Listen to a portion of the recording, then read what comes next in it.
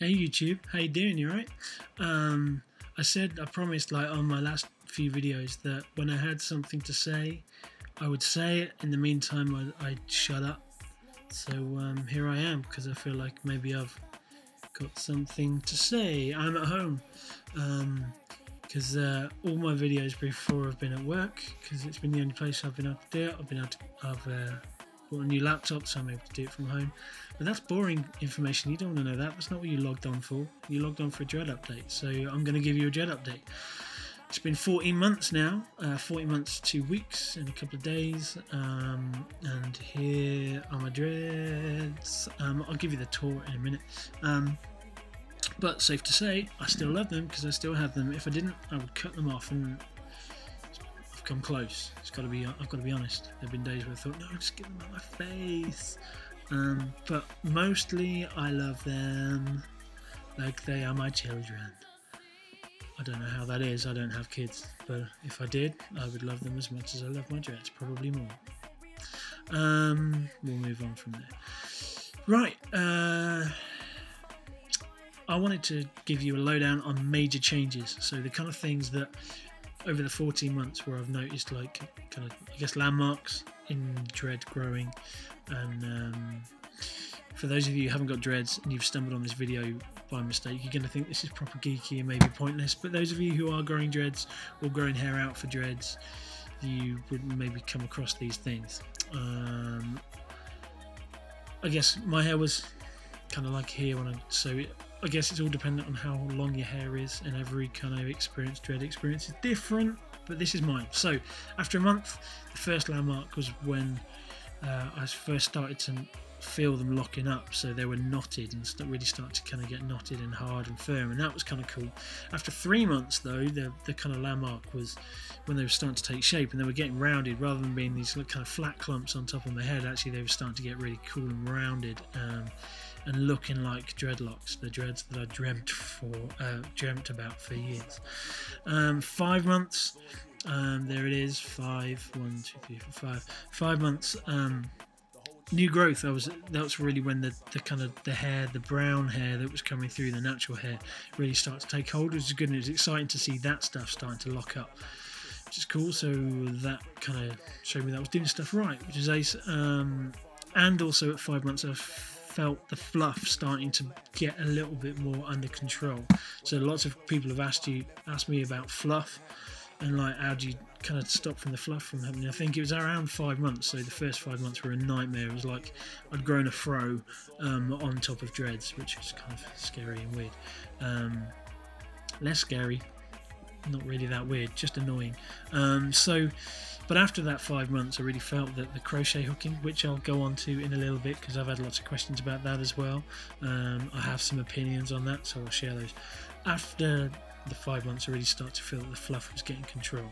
9 months, I pretty much stopped doing the crochet hook at 9 months, so they start to sit really flat, and they were heavy enough to sit properly on my head instead of like sticking out like this, and for a variety of different reasons. But that was the next thing. 10 months, they really started to grow fast. I saw some kind of, they were starting to really grow, and that's because a lot of people say and would agree with me that like the first 6 months your hair kind of shrinks as your hair locks up. So as you kind of do your palm rolling and you add your lock pepper and the new growth and stuff, they lock and they kind of tighten up and they go like this, like they're shrinking. And it's a weird thing, but then after 10 months they really start to grow fast again. Like these bits had done all the locking that they were going to do, and then it's just the new growth that was growing out. So really start to see them grow properly then, which is good. And now, really 4 months on from then, 14 months in, the biggest change now, and the reason why I feel like I need to give you a video, is because they're getting to the point now where there's more natural colour than there is blonde. So they're starting to become kind of like dark brown Dreads with blonde tips, which is, look at that one, for example. That's really what I want. I want like the dark colour Dreads with like the crazy blonde tips. So you can see in this light, actually, probably shows it fairly well that that's the kind of the look they want to go for. Everyone has a different idea about how they want their Dreads to look. Some people keep on bleaching their Dreads, and that's all good, but I kind of want the crazy blonde tips for kind of flicking around in the dark and stuff. I don't To answer a few of your questions that I keep on getting up on the forum. Thank you for liking. Thank you for subscribing. Thank you for thumbs up and all that kind of stuff. That was wicked. So thank you for doing all those. Keep doing that. Keep subscribing. Keep kind of sending that on to your friends and all that kind of stuff. If you got friends that are doing dreadlocks, I would love to answer their questions. Send them over to me. That'd be cool. First question: how long was my hair? I'll say it again. Between 9 and 11 inches long. So the shortest was probably kind of around here. Longest at the back was about 11 inches. I would say, like I've said it before, I'll say it again, I think you need to wait until your hair's about 11 inches long if you want dreads looking nice quicker, because they've got enough length to sit on your head properly. These were silly when I first put them in. They were kind of up here, and I had dreads that was poking out like this. And if you want the raver look, that's all good. You go for that raver look. If you don't, then wait for a bit and grow your hair out. And I know it's the hardest thing in the world to have the patience to keep your hair growing. Not the hardest thing in the world, because there are lots of things harder than that.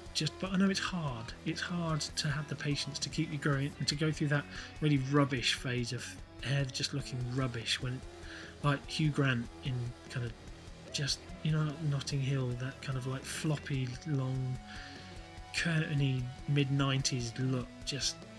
But you had to deal with it, and you'll get over it. Just wear hats and caps, and just do whatever you can to cover it up. Just have the patience to wait for your head to grow, because it's all good in the end. So how often do I crochet is a question that I'm asked a lot. So here's the crochet thing. I don't crochet that much anymore, maybe once a month, to get the fluffiness. If I you can see there's a few kind of loose hairs and stuff underneath. I'm not bothered about the underneath ones too much, but when they come up on the top, which they do because the wind blows them and the hair gets free, tries to make an escape for freedom from the dread, I come in with a nasty crochet hook in the sky and poke it in. But it only take only a month, and maybe like an hour a month to do that. The crocheting, I did loads of crocheting the first 3 months, and some people would say that's a bad thing. I would say it's only a bad thing if your technique's rubbish and you're ripping hair, because then you've got lots of kind of short fluffy hair that you can't do anything with. If your crochet hook technique is good, so watch the Dreadhead UK videos, particularly on the good crochet technique. So you don't want that ripping sound, you want the nice kind of pulling sound.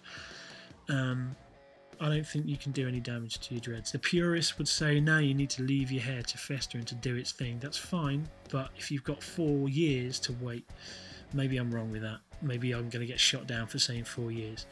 But if you want good looking dreads quicker, then I would recommend using the crochet hook. Tying hair up. We've kind of seen lots of people talk about what they do with their hair and how they kind of accessorize with beads and that kind of stuff. I don't tend to do the bead thing too much. I've got that kind of one metal thing down there. I've got one at the back as well, but I'm not bothered about that. I've got buffs, so I use buffs to tie my hair back with, and that's all good, and headbands. But now they're long enough to kind of tie back at my face itself. So hang on a minute, that was terrible. So yeah, that was some kind of crazy flick of a madman, wasn't it? I'm sorry about that. Yeah, so I can kind of pretty much, I mean, these front ones are still fairly short for my liking, so they need to tuck in, but yeah, at least I can kind of get the dreads out of my face by tying them up now, which is cool. So yeah, you get that kind of look. And I remember I now get to see what my face looks like, because I'd forgotten what my face looks like without it. But you also get all the fluff on the underneath that you'd normally forget about. But hey, it's good to be able to tie my hair up. Anyway, yeah. Washing hair.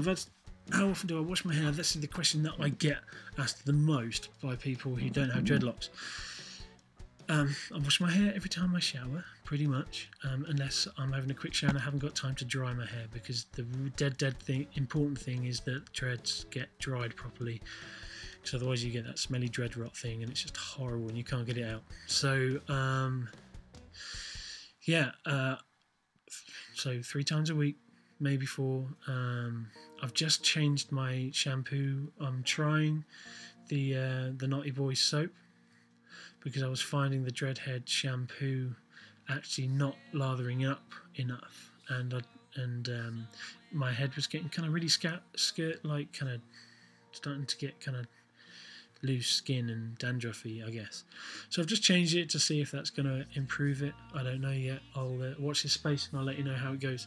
I've heard good things about the Naughty Boy shampoo range, so I might try the liquid stuff. And I will let you know how that goes. I don't get too. It's not. I mean, all you can see there is grey hair, really. I get the occasional bit of scurfy stuff, but hey. So yeah, that's kind of it, really. I love them. Now they're getting to kind of like this length. I'm loving them even more, and getting even more people coming up to me now and asking me how long it's taken for my dreads to grow, and getting loads of compliments and on my dreads, and get people that have had dreads for years just like giving you the dread nod, the kind of thing, you know, the subtle dread nod where you don't want to make full conversation with a stranger, but you know that there's a connection there because they got dreads. So it's like that. Yeah. So yeah, I get the dread nods a lot more, which is cool, man. I'm still loving them. I've toyed with the idea of cutting them off for charity a few times, but that's only in those times where I'm just annoyed with them because there's fluff everywhere. But hey, generally, I love it. I got asked a question the other day, why did I have dreads? A few reasons. Number one, I love the way they look. Number two, I like the challenge of kind of getting to look neat, I guess. Number three, I kind of like the culture, the lifestyle that goes along with it. Not all of it, because I think all of it's some of it's kind of a bit crazy.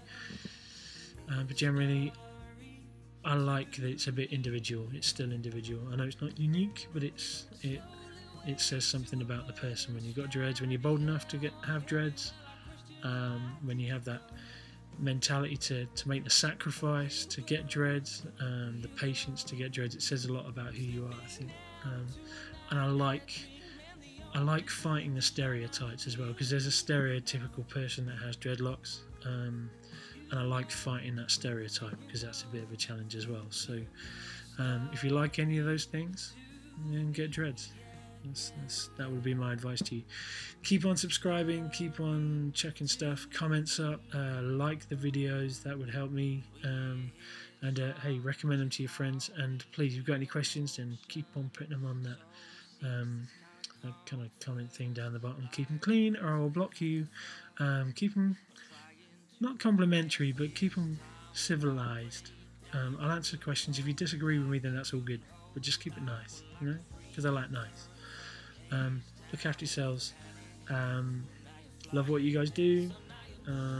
Always strive to be the best that you possibly can be. And with that cliched philosophical kind of encouragement, I'm going to go. Alright, God bless. See you soon. Bye.